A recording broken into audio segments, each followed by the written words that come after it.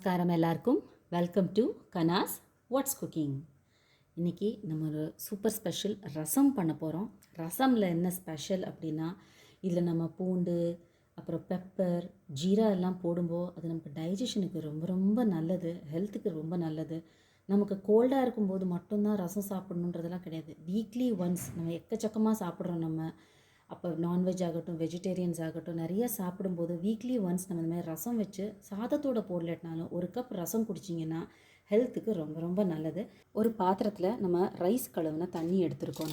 நம்ம அரிசி நார்மலாக நம்ம வச்சு சாப்பிடுவோம் இல்லையா, அதை நம்ம கழுவும் போது அந்த தண்ணி வரும். அது it's rich in vitamin B1, thiamine. அது ரொம்ப ரொம்ப நல்லது. நிறைய பேர் நம்ம பாலிஷ்ட் ரைஸ் தான் சாப்பிட்றோம் அப்படின்றனால அதோட முழுமையான சத்து கிடைக்கிறதில்ல. அதிலே நம்ம வாஷ் பண்ணி நம்ம தூக்கி போட்டோன்னா எல்லாமே போயிடுது. அந்த தண்ணியில் நான் நல்லா பழுத்த தக்காளி ஒன்று நல்லா புளிஞ்சு வச்சுருக்கேன். இதுக்கு பெருசாக ஒன்றும் கிடையாது. நம்ம எவ்வளோ நம்ம தண்ணி எடுக்கிறோமோ அதுக்கு தகுந்தாப்பில் நம்ம இதில் பெப்பர் போட்டுக்கலாம். பெப்பர் நீங்கள் கொஞ்சம் அதிகமாக சேர்த்துக்கிட்டிங்கன்னா ரொம்ப ரொம்ப நல்லது. இல்லை பெப்பர் நமக்கு வேணாம் அப்படின்னு நினச்சிங்கன்னா கொஞ்சம் பூண்டு அதிகமாக சேர்த்துக்கோங்க. எப்போவுமே 2 ஸ்பூனு பெப்பருக்கு 1 ஸ்பூனு ஜீரகம் போட்டுக்கோங்க. இந்தியன் கார்லிக் கிடைக்கிது. இப்போ சைனா கார்லிக் எல்லாம் பெருசாக வருது இல்லையா, அதை யூஸ் பண்ணாதீங்க. எப்போவுமே ரசமுக்கு நல்லா இருக்காது. இது மாதிரி இந்தியன் கார்லிக் கிடைக்கும் சின்ன சின்னதாக, அதை தோலோடு போட்டுக்கோங்க. ஃபஸ்ட்டு இதை பொடிச்சிட்டு வந்துட்டு அதுக்கப்புறமா இதில் நம்ம கார்லிக் சேர்த்துக்கலாம். இப்போ அரைச்சிட்டு வந்ததில் நம்ம இந்த ரசமில் நம்ம போட்டுடலாம். புளி வச்சு ரசம் பண்ணுறீங்கன்னா இது மாதிரி ஒரு எலுமிச்சம்பழம் விட ஒரு சின்னதாக சைஸ் எடுத்து நம்ம அதிலே கரைச்சி நம்ம எடுத்துக்கலாம். இன்றைக்கி நான் லெமன் ரசம் தான் பண்ண போகிறேன். ஸோ அதனால் நமக்கு ஒரு லெமன் கடைசியில் நம்ம புழிஞ்சு சேர்த்துக்கலாம். இதுக்கு நம்ம நிறைய ஆயில் எல்லாம் போடணுன்னு அவசியம் இல்லை. ஜஸ்ட்டு ஒரே ஒரு ஸ்பூன் நம்ம ஆயில் சேர்த்துட்டு அதில் கொஞ்சமாக கடுகு வடிகட்டும். இதில் நிறைய பேர் வெந்தயம் சேர்க்க மாட்டாங்க. நானும் சேர்த்துட்டு இல்லை. அதுக்கப்புறமா சொன்னாங்க வெந்தயம் சேர்க்கும்போது டேஸ்ட்டு ரொம்ப நல்லா இருக்குன்னு சொல்லிட்டு, அதனால் கொஞ்சமாக ஒரு அரை ஸ்பூனு டேஸ்ட்டுக்காக மட்டும் வெந்தயம் சேர்த்துக்கிறேன்.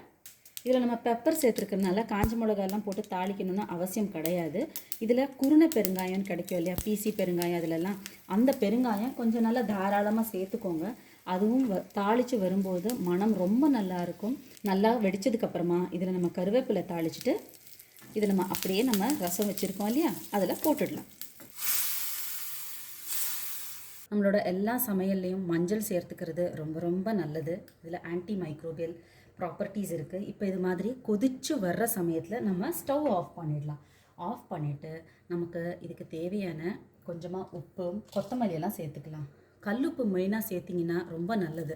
ஏன்னா அயோடைஸ்டு சால்ட்டு நிறையா சேர்த்துக்கிறது நல்லதில்லை. இப்போ நம்ம ஸ்டவ்வை ஆஃப் பண்ணிவிட்டு தான் நம்ம உப்பு சேர்க்கணும். அதே மாதிரி நம்ம லெமன், ஒரு சின்ன லெமனாக இருந்துச்சுன்னா நீங்கள் ஒரு ஃபுல்லாக எடுத்துக்கலாம். இல்லை இது நல்ல ஜூஸி லெமன்ன்றனால நான் ஒரு ஹாஃப் லெமன் தான் புழிஞ்சிருக்கேன். ஒரு மிக்ஸு கொடுத்துட்டு நம்ம இதை மூடி வச்சிடணும். இப்போ பார்த்தீங்கன்னா தக்காளி எல்லாம் உங்களுக்கு பச்சையாக இருக்கிற மாதிரி இருக்கும். ஒரு 10லேருந்து 15 மினிட் இதை நீங்கள் க்ளோஸ் பண்ணி வச்சுட்டு அதுக்கப்புறமா நீங்கள் திறந்து பார்த்தீங்கன்னா அது நல்லா வெந்திருக்கும், உப்பும் நல்லா கரைஞ்சிருக்கும். நம்ம தமிழ் மருந்து கடையிலலாம் இது மாதிரி தூதுவளை, சூரணம் எல்லாம் கிடைக்கிது. இப்போ நமக்கு கோல்டு இருக்குது அப்படின்னா நமக்கு ஜஸ்ட் டேப்லெட் மட்டும் எடுத்துக்கிட்டால் பத்தாது, ஆன்டிபயோட்டிக்ஸ் எல்லாம்.